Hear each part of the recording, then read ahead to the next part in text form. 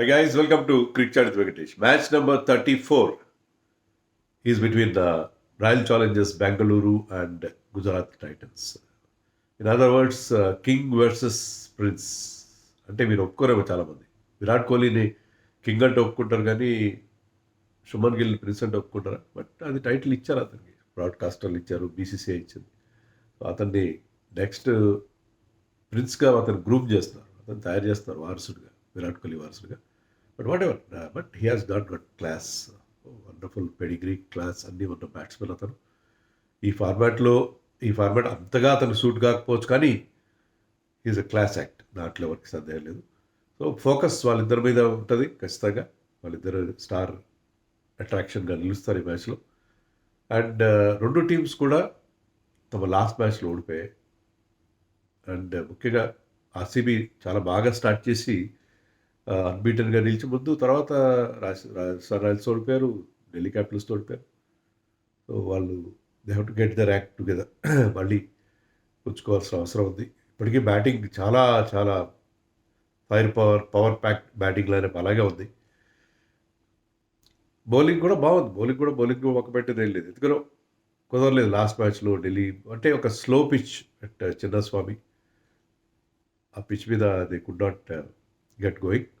మళ్ళీ ఇప్పుడు చిన్నస్వామిలోనే మ్యాచ్ జరగబోతుంది. అండ్ చిన్నస్వామి బెంగళూరులో ఇది వాళ్ళకి ఆఖరి మ్యాచ్. అదేంటి హోమ్ మ్యాచెస్ అయిపోయినప్పుడంటే 1 మంత్ కూడా వాళ్ళు స్టేట్ టోర్నమెంట్ స్టార్ట్ అయ్యింది. వాళ్ళకి చిన్నస్వామిలో లాస్ట్, ఎందుకంటే వాళ్ళు remaining 2 home matches, second home ఒకటి రాయ్పూర్లో ఆడుతున్నారు. సో రాయ్పూర్లో రిమైనింగ్ 2 హోమ్ మ్యాచెస్ ఆడతారు. సో చిన్నస్వామిలో వాళ్ళకి ఇది ఆఖరి హోమ్ మ్యాచ్.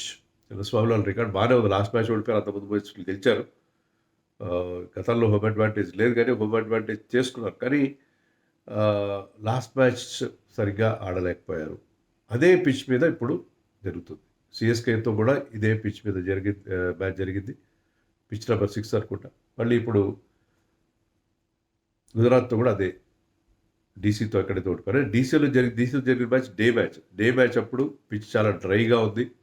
దానివల్ల మీకు అక్కడ బౌలర్స్కి హెల్ప్ కనిపించింది. కానీ ఇది నైట్ మ్యాచ్ కాబట్టి, నైట్ మ్యాచ్ సిఎస్కేతో ఆడినప్పుడు ఇదే పిచ్ మీద అది ఇట్ వాజ్ ఎ బెల్టర్. మంచి హై స్కోర్స్ వచ్చి ఆల్మోస్ట్ 249 చేశారు. సో ఇప్పుడు డే మ్యాచ్ కాబట్టి, నైట్ మ్యాచ్ కాబట్టి అందులో గ్యాప్ వచ్చింది. బాగా వాటరింగ్ చేసి గ్రాస్, లాస్ట్ టైం గ్రాస్ అస్సలు లేదు పిచ్ మీద. గ్రాస్ పెట్టడం వల్ల మీకు అంత డ్రైనెస్ ఉంది పిచ్ మీద, మంచి హార్డ్గా తయారై మంచి బ్యాటింగ్ పిచ్గా ఉండే అవకాశం ఉంది. So again we can see some big scores from both the teams. ఈ రెండు టీంలు ఎలా ఉన్నాయంటే వీళ్ళు ఎక్కువ మార్పులు చేయరు. ఆర్సీబీ చూడండి, ఆర్సీబీలో జేకబ్ బెథల్ అంత అద్భుతమైన ఇన్నింగ్స్ ఆడాడు against India the world cup semifinal. అయినా సరే అతనికి అవకాశం రావట్లేదు. He's confined to the bench మీదే he's warming the bench continuously. ఎందుకంటే అతన్ని టీంలో చేర్చుకునే అవకాశం కనబడట్లేదు. రొమారియో షెపర్డ్ ప్లేస్లో అతను ఆడిస్తే ఎలా ఉంటుందని చాలామంది ఒక థాట్ ఉంది. కానీ రొమారియో షెపర్డ్ మీకు 6th బౌలింగ్గా ఇన్సూరెన్స్ ఇస్తాడు. ఈ టీంలో బౌలింగ్ చేసే వాళ్ళు ఎక్కువ లేరు. సో 6th బౌలింగ్గా ఇస్తాడు. అతన్ని ప్రాపర్గా యూజ్ చేసుకుంటే, మరి లాస్ట్ ఓవర్కి పెట్టకుండా మధ్యలో ఎక్కడో అతని చేత 1-2 ఓవర్లు వేయించుకుంటే మిగతా బౌలర్లకి ఆ కవర్ ఇస్తాడు, ఆ కుషన్, 6th బౌలింగ్ కుషన్ ఇస్తాడు. And is a big hitter down the line మంచి బిగ్ హిట్టింగ్ చేయగలడు. అవసరమైతే చివరిలో వచ్చి ఒక 3-4 సిక్సర్లు అలవోక కొట్టగల క్యాపబిలిటీ ఉంది. బెథల్ ఆడిస్తే బెథల్ ఈజ్ టాప్ ఆర్డర్ ప్లేయర్. మళ్ళీ అక్కడ మీకు టాప్ ఆర్డర్లో నెంబర్ 3లో తను ఆడిస్తే పడికల్ ఎక్కడ ఆడిస్తారు? పడికల్ ఆల్రెడీ ఫస్ట్ 2 మ్యాచెస్లో 2 50s చేశాడు, మంచి స్ట్రైక్ రేట్. తర్వాత 3 మ్యాచ్ల్లో అతను 20 దాటలేదు. అన్నింటిలో 10 దాటుతున్నాడు, 10-20 మధ్యలో అవుట్ అయిపోతాడు. స్టార్ట్ తీసుకుంటాడు కానీ దాన్ని కన్వర్ట్ చేయలేకపోతాడు, దాన్ని సెటిల్ కాలేకపోతాడు. సో మళ్ళీ బ్యాటింగ్ ఆర్డర్ మార్చాల్సి వస్తుంది. మీకు ఏంటంటే వీళ్ళకి కొన్ని అడ్వాంటేజ్ అంటే ఫారిన్ ప్లేయర్స్, ఒక ఓపెనర్, ఒక మిడిల్ ఆర్డర్ ప్లేయర్, ఒక ఫినిషర్, ఒక ఫాస్ట్ బౌలర్. సో పర్ఫెక్ట్గా సెట్ అయ్యి ఆ టీంని వాళ్ళు డిస్టర్బ్ చేయాల్సిన అవసరం కానీ ఇవి కనపట్లేదు. సో సేమ్ టీంతో వెళ్తారు. రసిక్దార్ సలాం కూడా మంచి బౌలింగ్ చేస్తాడు. Bhuvneshwar Kumar is in great form. So వాళ్ళకి టీం మార్చాల్సిన, లాస్ట్ మ్యాచ్ ఓడిపోయారు డీసీతో, కానీ మార్చాల్సిన అవసరం నాకైతే కనపట్లేదు. మారుస్తారు కూడా అనుకోరు. ఇక గుజరాత్ కూడా అంతే. గుజరాత్లో వాళ్ళకి ప్రాబ్లం ఉంది, క్లియర్ ప్రాబ్లం ఉంది. మిడిల్ ఆర్డర్ సరిగ్గా ఆడట్లేదు. ఎప్పుడైతే టాప్ 3 ఫెయిల్ అవుతారో, టాప్ 3 కనుక పవర్ ప్లేలోనో ఒక ఫస్ట్ హాఫ్‌లోనే ఔట్ అయిపోతే, తర్వాత వాళ్ళ బ్యాటింగ్ తేలిపోవడం, ఆ బ్యాటింగ్‌లో ఆ మిడిల్ ఆర్డర్‌లో డొల్లతనం చాలా క్లియర్‌గా కనిపిస్తుంది. సో, వాళ్ళేమైనా మార్పులు చేయాలా? Glenn Phillips I think his highest score is 25. ఎన్నో ఐపీఎల్ మ్యాచ్‌లు ఆడుతున్నాడు. అంటే ఈ సీజన్‌లో కంటిన్యూయస్‌గా ఆడుతున్నాడు. ఇంతకుముందు ఆడిన మ్యాచ్‌లు అన్నీ కలిపితే ఐపీఎల్‌లో ఎప్పుడు 25 దాటలేదు. He had a wonderful world cup. బయటంతా బాగా ఆడతాడు. కానీ చాలామంది న్యూజిలాండ్ ప్లేయర్స్ లాగా గ్లెన్ ఫిలిప్స్ వేరవుతాడు. ఫీల్డింగ్ అద్భుతంగా చేస్తాడు. ఫీల్డింగ్‌లో అతనికి అసలు ఈ గ్రావిటీ అనేది ఉందా లేదా అనేటట్టుగా ఫీల్డింగ్ చేస్తాడు. ఎగురుతాడు, గెంతుతాడు. ఫీల్డింగ్ కోసమే అతన్ని టీమ్‌లో పెట్టుకోగలరా? వాళ్ళకి మిడిల్ ఆర్డర్‌లో తెమతియా, షారుక్, గ్లెన్ ఫిలిప్స్ వీళ్ళందరూ ఫెయిల్ అవుతున్నారు కదా! అందులో వాళ్ళు ఎక్కువ మంది బౌలర్స్ పెట్టుకున్నారు. వాళ్ళ బౌలర్స్ ఎవరు పెద్దగా అంటే Rashid Khan is there. Rashid Khan can bat. But వాళ్ళకి ఇంకొక ఎక్స్‌ట్రా బ్యాట్స్‌మన్ కావాలి. జేసన్ హోల్డర్‌ని ఆడించుకుంటే but Jason Holder bowling is bowling allrounder.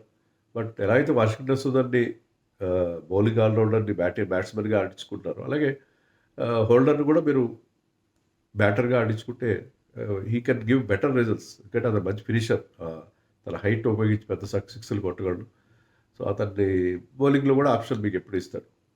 అప్పుడేంటంటే హోల్డర్‌ని గనుక పెట్టుకుంటే మీరు అశోక్ శర్మని పక్కన పెట్టి ఒక ఎక్స్‌ట్రా స్పిన్నర్ సాయి సుదర్శన్ తెచ్చుకోవచ్చు. ఎందుకంటే middle order of RCB is mostly right handers. So, వాళ్ళు అది కూడా ఆలోచిస్తారు. సాయి కిషోర్‌ని గానీ, మానవ్ సుతార్‌ని గానీ ఆడించుకునే అవకాశం ఉంది. సో, వాళ్ళు మార్పులు అలాగే షారుక్ ప్లేస్‌లో గానీ, రాహుల్ తెవతి ప్లేస్‌లో గానీ, కుమార్ కుషాగ్రాని ఆడించుకుంటే అతను ఆల్రెడీ ఓపెనర్‌గా ఆడాడు ఒక మ్యాచ్. కానీ మిడిల్ ఆర్డర్‌లో ఆడిస్తే అతనేమన్నా బెటర్‌గా పెర్ఫార్మ్ చేస్తాడా? సో, వాళ్ళు ఇంతవరకు మార్పులు చేయలేదు. మార్పులు చేయకుండా అదే 11తో వెళ్తారు. అదే 12తో. అయితే ఇప్పుడు రైట్ టైమ్ ఏమో మార్పు చేయడానికి. సో, అది చేస్తారో లేదో we have to wait and see. కానీ చాలా స్టబర్న్‌గా ఉంటాడు ఆశీష్ నెహ్రా. ఎక్కువ మార్పులు చేయడు. ఒక్కటి అరా మార్పులు చేస్తే ఎందుకంటే వాళ్ళకి మొదట్లో బాగా స్టార్ట్ చేశారు. అంటే 2 మ్యాచ్‌లు ఓడిపోయిన తర్వాత వరుసగా మ్యాచ్‌లు గెలిచారు. మళ్ళీ వాళ్ళకి డౌన్ స్లైడ్ స్టార్ట్ అయింది కాబట్టి they have to do some soul searching. కొన్ని మార్పులు చేసుకోవాల్సిన అవసరం మనకి కనిపిస్తుంది. So,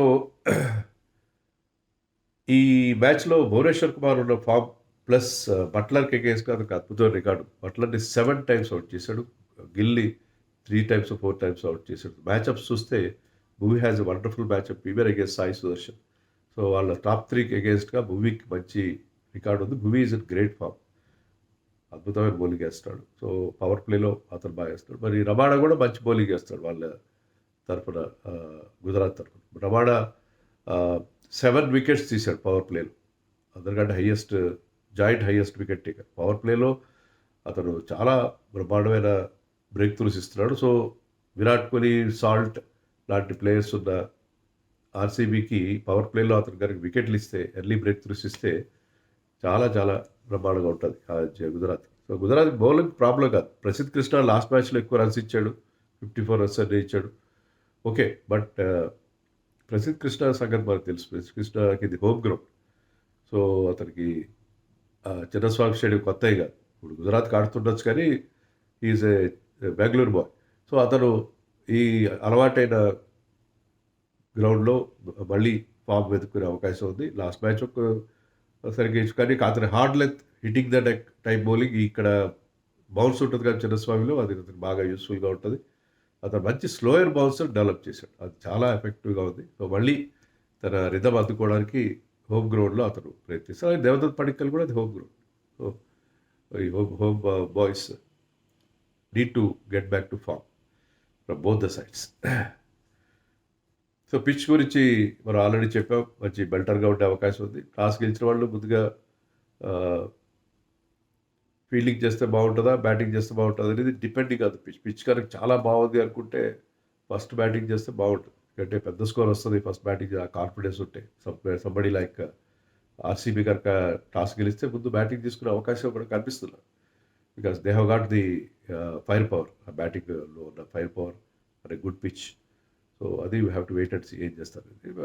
RCB will start as favourites because వాళ్ళకున్న ఓవరాల్ స్ట్రెంత్ బ్యాటింగ్, బౌలింగ్ అన్నిట్లో ఉన్న స్ట్రెంత్ చూస్తే అండ్ గుజరాత్ మిడిల్ ఆర్డర్ కొంత షేకీగా ఉంది. But they have a very good bowling and top 3 are very good. Sai Sudharsan ఎక్కువ రన్స్ చేస్తుండకపోవచ్చు. లాస్ట్ మ్యాచ్‌లో డకౌట్ అయ్యుండొచ్చు. First ball but he's looking in good touch. Shubman Gill only last మ్యాచ్లో మాత్రమే ఫెయిల్ అయ్యాడు, అంతవరకు he's been doing well. So నేను కూడా RCB will start as favourites, but Gujarat can give them a tough fight. So king బాగా ఆడతారా, prince బాగా ఆడతారా, let us wait and see.